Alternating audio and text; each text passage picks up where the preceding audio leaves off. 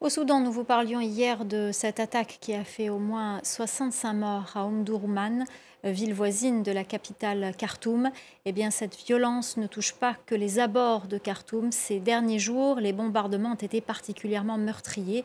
Le point sur la situation avec notre correspondant régional, Bastien Renouille. L'attaque des forces de soutien rapide sur Omdurman, qui a fait des dizaines de morts, fait suite à de nombreux bombardements commis par l'armée au cours des derniers jours, notamment sur la ville de Khartoum, mais aussi dans l'état d'El Gezira ou encore dans la région du Darfour. Au Darfour, prenons l'exemple de la ville de Kapkabia. Jusqu'en 2023, il y avait sur place une base militaire. Mais au début de la guerre, elle a été conquise par les forces de soutien rapide. Alors l'armée a décidé de la bombarder.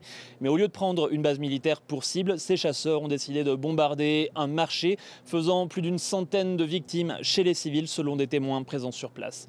Un petit peu plus à l'est, toujours au Darfour, El Fachir, capitale du Nord Darfour, est assiégée depuis plus de 7 mois maintenant par les forces de soutien rapide qui pilonnent très régulièrement la capitale du Nord Darfour. Eh bien, au cours des derniers jours, l'armée a également bombardé la zone, faisant là aussi des victimes et des blessés chez les civils. Et puis un petit peu plus au sud, le camp de Zamzam, qui accueille des centaines de milliers de personnes déplacées depuis El Fachir, a lui aussi été pris pour cible ce mardi par les forces de soutien rapide qui ont tiré à plusieurs reprises des obus sur le camp. Il y a au moins 9 morts, plusieurs blessés.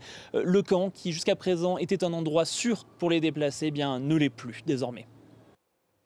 Cette décision